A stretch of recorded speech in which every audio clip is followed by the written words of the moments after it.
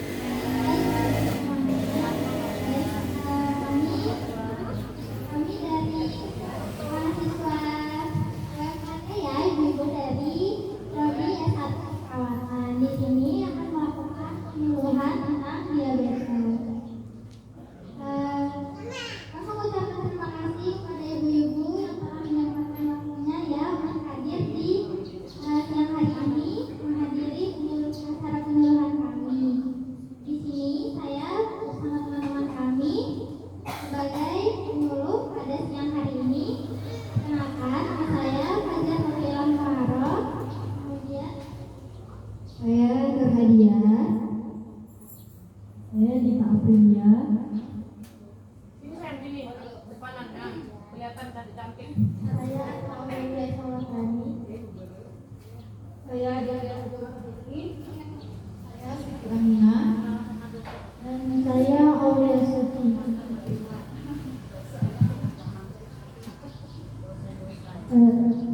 Saya Kristina. Dan teman saya di belakang, saya Ma'al Data. Baik, kalau begitu langsung mulai saja ya. Mulanya silakan ada Kristina. Dan ibu saya izin memberikan penyuluhannya ya. Maaf. Oke, baik ibu-ibu, sebelumnya saya mau tanya, ibu-ibu ada yang sudah tahu apa itu diabetes mellitus? Ada yang sudah tahu? Belum. Oke, baik ibu-ibu, di sini saya menjelaskan tentang diabetes mellitus. Jadi, diabetes mellitus itu adalah penyakit yang ditandai dengan peningkatan gula darah.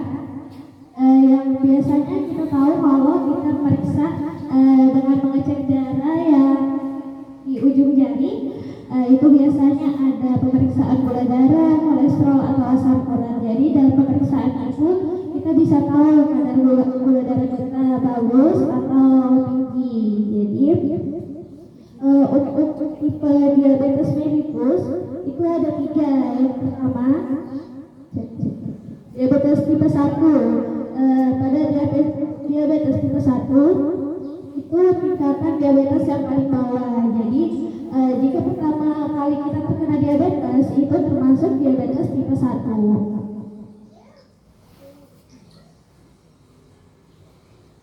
Oke, selanjutnya diabetes tipe 2. Diabetes tipe 2 tubuh tidak merespon terhadap insulin tersebut. Jadi maksudnya dalam tubuh itu otomatis menciptakan insulin sendiri, tapi karena sudah terkena diabetes tipe 2, jadi tubuh dalam mencernanya itu kurang baik, jadi menyebabkan adanya keluhan seperti pusing atau penglihatan kabur. Kemudian ada diabetes gestasional. Untuk diabetes gestasional ini biasanya terjadi pada ibu-ibu yang hamil. Jika biasanya ibu-ibu ini belum hamil, beliau tidak ada diabetes, tapi pas hamil di minggu pertama atau di bulan pertama beliau itu sudah terkena diabetes. Itu bisa hilang sendiri diabetes nanti setelah melahirkan gitu. Jadi diabetes gestasional ini tidak menetap ibu-ibu. Ya, ini muncul hanya pada saat hamil gitu.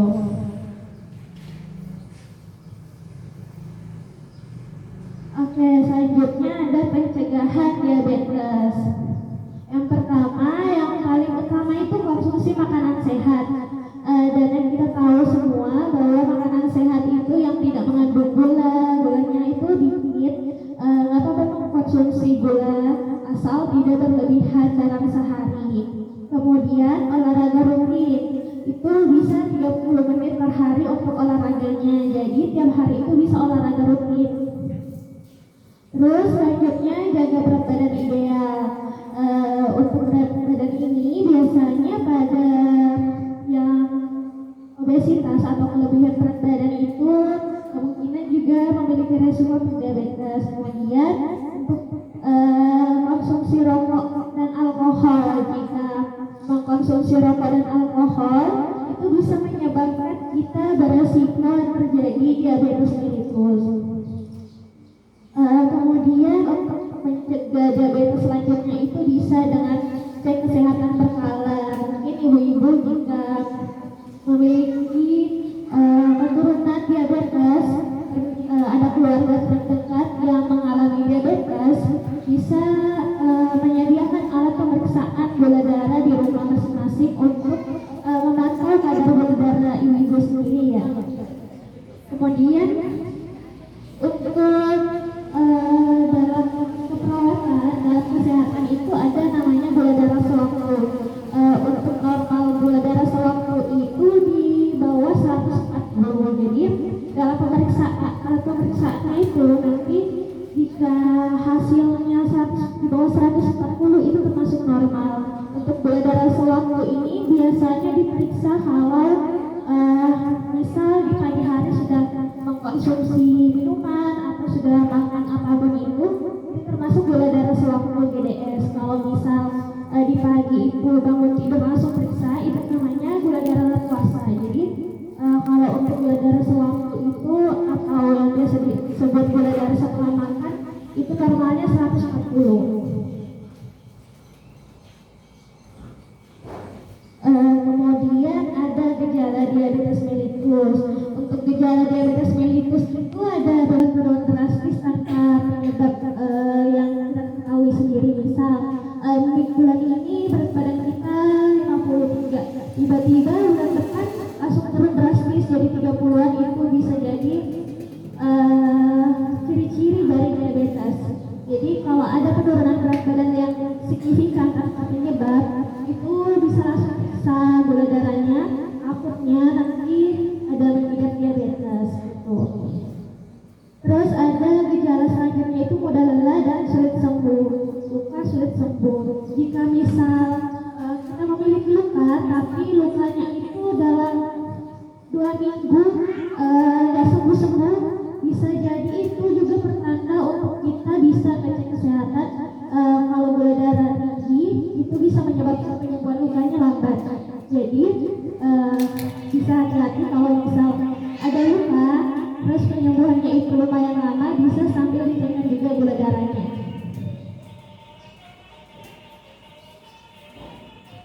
Oke, selanjutnya ada penata laksanaan atau cara yang bisa dilakukan untuk mengontrol gula darah jika memang mengalami diabetes. Yang pertama itu bisa dengan minum obat secara teratur sesuai anjuran dokter, kemudian kontrol darah rutin, diet seimbang. Diet seimbang ini bisa dengan mengkonsumsi makanan yang rendah gula, rendah lemak, kemudian bisa makan buah-buahan yang tidak memicu gula darahnya tinggi. Kemudian aktivitas teratur, bisa ibu tidak memiliki aktivitas rutin, bisa dengan aktivitas di rumah aja, bisa bersih-bersih rumah, itu sudah masuk aktivitas fisik harian. Jadi jika ibu tetap beraktivitas di rumah maupun di luar rumah dan mengeluarkan keringat, itu bisa membuat ibu lebih sehat, lebih bugar dan terhindar dari beberapa resiko penyakit daripada hanya di rumah dia berdiam diri, kemudian hanya di rumah menonton TV, itu kan tubuhnya tidak beraktivitas. Jadi sistem imun yang ada dalam tubuh itu jika ada penyakit yang menyerang, sistem imunnya juga tidak dilaksanakan dengan baik. Jadi dengan aktivitas fisik teratur bisa membantu untuk pencegahan atau mengontrol gula darah. Kemudian faktor resiko diabetes seperti yang awal tadi saya bilang, pola makan dengan tinggi gula dan lemak itu bisa memicu gula darah bisa lebih tinggi dan bisa menyebabkan beberapa akibat fatal jika tetap dibiarkan tanpa ada pencegahan. Kemudian riwayat keluarga diabetes, usia di atas 40 tahun. Seperti yang kita tahu, dalam keluarga sudah ada yang pernah mengalami diabetes, kemungkinan itu beberapa persen akan menurun ke keluarga yang jadi misal anak kita atau cucu kita itu bisa menurun, karena untuk diabetes mellitus ini konsepnya itu menurun penyakitnya, jadi bisa dicegah anak-anak cucu-cucu nanti untuk tidak mengalami diabetes itu dengan pencegahan masing-masing dari diri sendiri mulai sekarang. Dari pencegahannya makan makanan yang kurang gula, tidak mengandung lemak banyak, kemudian olahraganya lebih banyak, aktivitas fisiknya juga lebih banyak. Oke, baik, mungkin untuk materi itu saja bisa saya sampaikan. Dari ibu-ibu apakah ada yang ingin ditanyakan?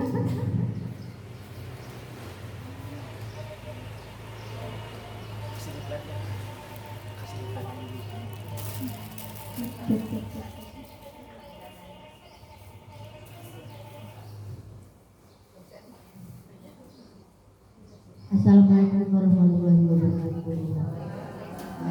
Jadi pertanyaan saya adalah, biasanya itu diabetes identik dengan luka ya Mbak ya?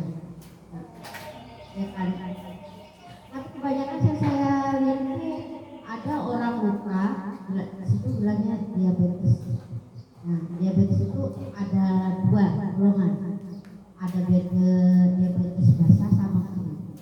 Nah, untuk yang diabetes basah ini cara pencegahannya bagaimana, dan ini bagaimana Pak? Ya. Terima kasih sebelumnya. Terima kasih.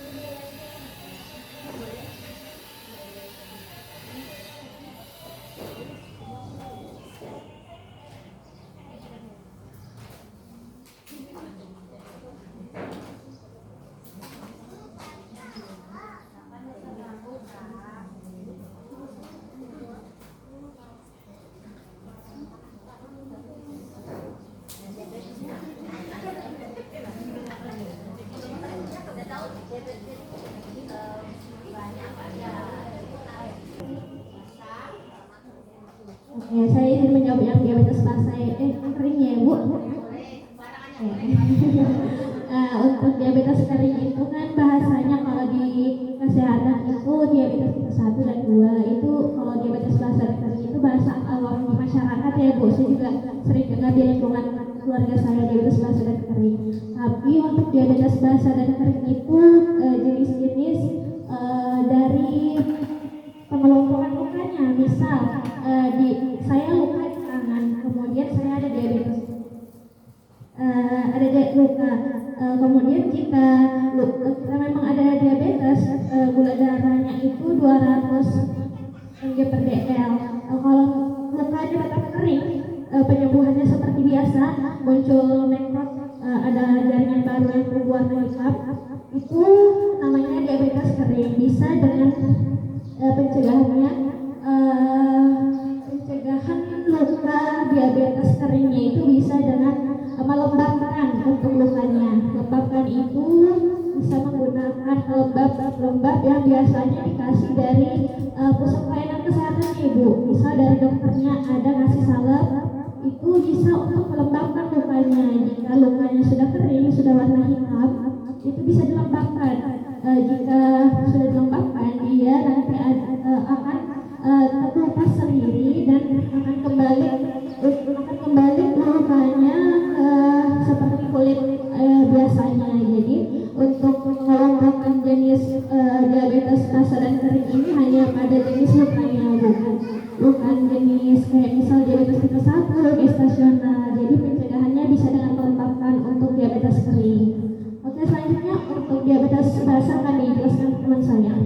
Ya, baik. Kalau perbedaannya tadi untuk diabetes basah dia ada di pada lukanya dia basah, berair, bernanah dan biasanya berbau. Kalau kering tadi biasanya ada jaringan mati yang berwarna hitam.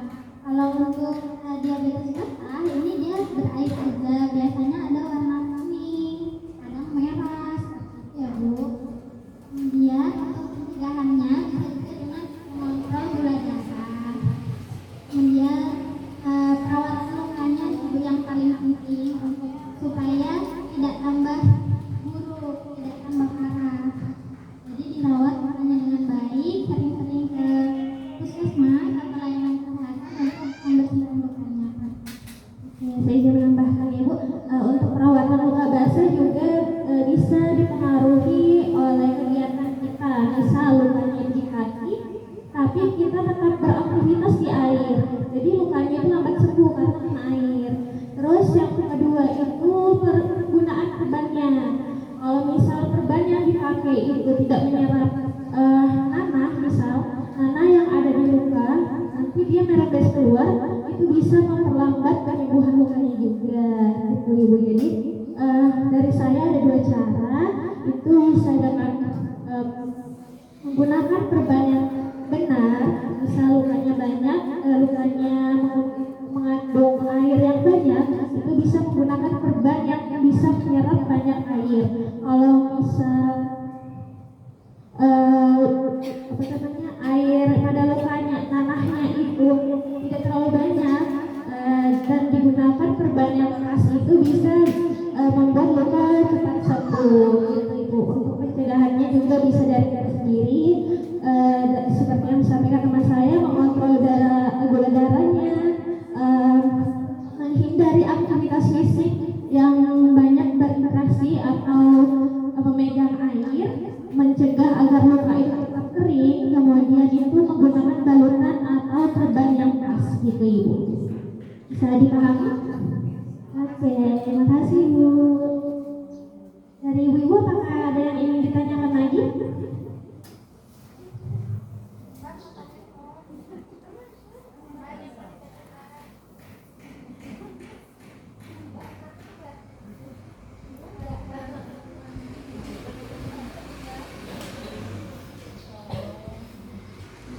Diabetes itu ada juga yang kering tapi tidak ada luka, tapi tiba-tiba bisa langsung kurus ya badan. Iya. Biasanya efeknya juga kan ada orang yang kena diabetes. Iya. Tapi badan itu tidak ada luka tapi langsung berubah. Itu diabetes kering berarti ya.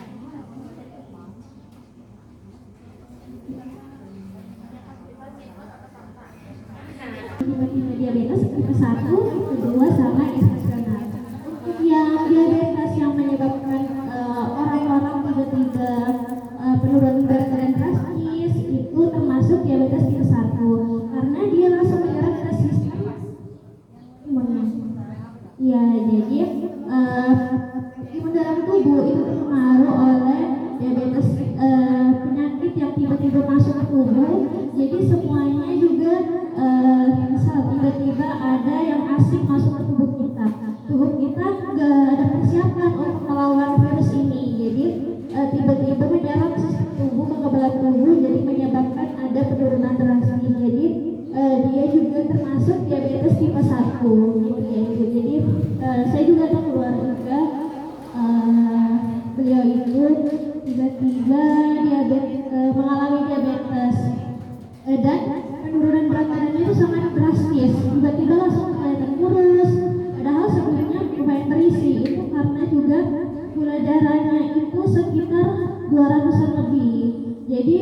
pencegahannya bisa seperti yang saya sampaikan tadi, bisa sebenarnya bisa langsung ke pusat pelayanan kesehatan untuk diberikan obat yang cocok untuk kita supaya berat badannya juga bisa meningkat. Kita juga bisa mencegah agar diabetes itu tidak menyerang ke seluruh tubuh dan meminimalisir resiko-resiko yang bisa terjadi. Gitu, Ibu.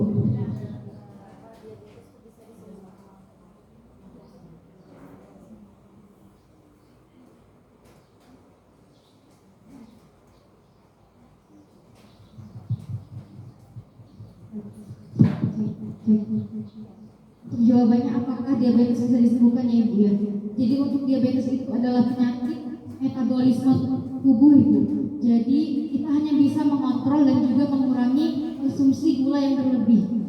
Karena sangat banyak orang yang dalam tanda kutip itu tidak bisa sembuh, hanya bisa mengontrol. Jadi kalau semisal dia itu, misal aja ada ibu nih atau pasien yang sudah punya penyakit gula ini, terus kalau semakin dia makan sembarangan dan juga tidak berobat secara teratur, maka itu akan memperburuk kondisi penyakit gulanya itu. Tetapi kalau semisal si pasiennya ini patuh terhadap pengobatan, kemudian rutin cek kesehatan dan juga menjaga pola hidup sehat seperti mengurangi gula, kemudian beraktivitas ringan sesuai dengan kemampuan tubuh, nah itu bisa untuk menurunkan gula itu sendiri. Seperti itu Ibu. Ya, tidak bisa menyembuhkan total, hanya bisa kita menjaga untuk bisa tetap normal dalam batas normal kadar gula itu sendiri. Seperti itu. Jadi Ya, silakan. Jadi perbedaan diabetes dengan gula itu, diabetes Ibu adalah istilah yang biasa dipakai untuk orang-orang kesehatan Ibu.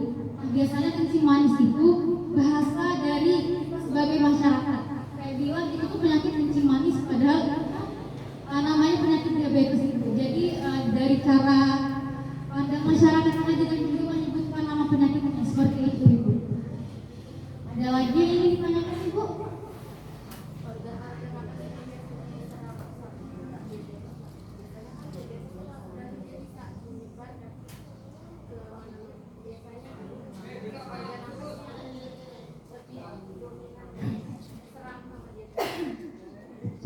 Oke, untuk organnya sendiri itu yang pertama ada pankreas. Nah, di sini kan pankreas berfungsi untuk menghasilkan insulin.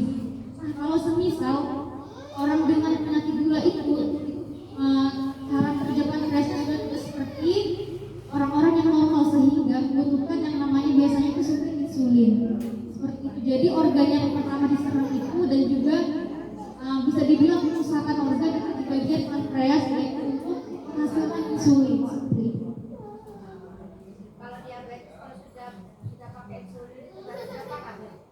Oke, jadi untuk diabetes itu biasanya kan insulin itu dari dokter Bu ya. Nah, jadi itu bisa dibilang parah, cuma kalau semisal si pasien terus kontrol dan juga rutin terhadap insulin ini, itu bisa menyeimbangkan kembali pada gula darah. Ada lagi yang ingin ditanyakan? Kayak ciri-ciri yang paling pantas orang-orang yang kena diabetes pertama itu, ya bisa mudah lelah, kemudian mudah lapar, mudah haus dan juga banyak buang air kencing ya. Nah biasanya itu Ibu, kalau semisal kencing nih Ibu, misalnya aja habis kencing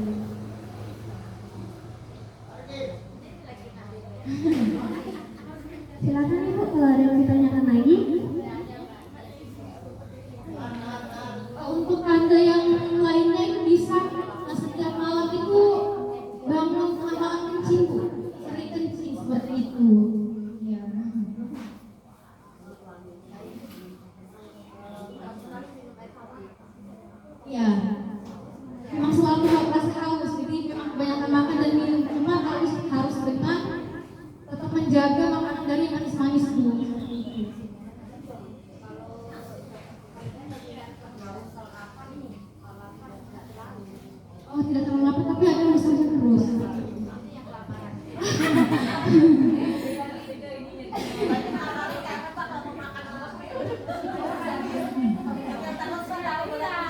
Oh iya, maaf ibu, apa dari ibunya ada penyakit diabetes kan?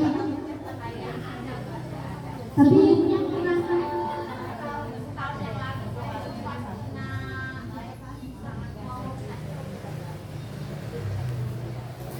oh iya, biasanya ya ibu, diabetes mellitus itu berkaitan dengan stroke dan juga hipertensi. Jadi kadang kalau seseorang itu hipertensi bisa juga menyebabkan hipertensinya ini mengarah ke diabetes mellitus itu sendiri atau kencing. Tekanan darah tinggi maksud saya, hipertensi sama dengan tekanan darah tinggi. Ada lagi nggak ibu yang ingin ditanyakan?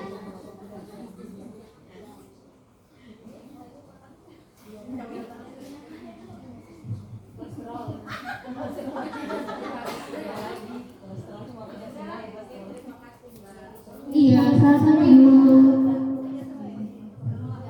Oke ibu, untuk kegiatan selanjutnya kami akan melakukan pengecekan gula darah kepada ibu semua dan juga cek tekanan darahnya ya ibu. Jadi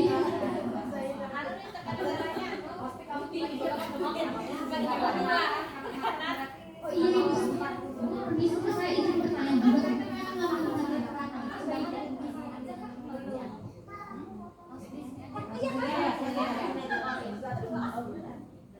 Oke, jadi